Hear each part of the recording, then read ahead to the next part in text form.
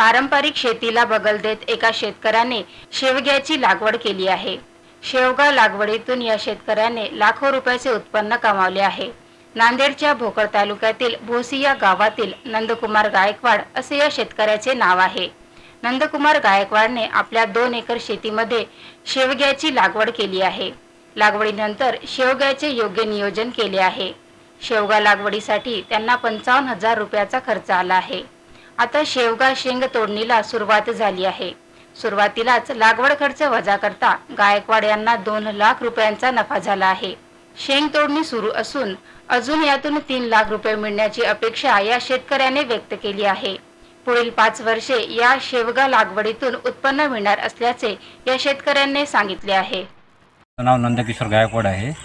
हे 2 एकरमध्ये शेवगा आहे। 8x5 लावलेलं आहे। याला मल्चिंग तण आणि पाण्याचं आणि याच्यासाठी मल्चिंग टाकलेली आहे। मल्चिंग आणि ठिबकसाठी एक पेप्सी ठिबक वापरलेलं आहे। सगळं खर्च शेवगा वगैरे सगळे आतापर्यंत मला 55,000 रुपये खर्च आलेला आहे आणि जवळपास 1.5 महिन्यापासून हार्वेस्टिंग चालू आहे।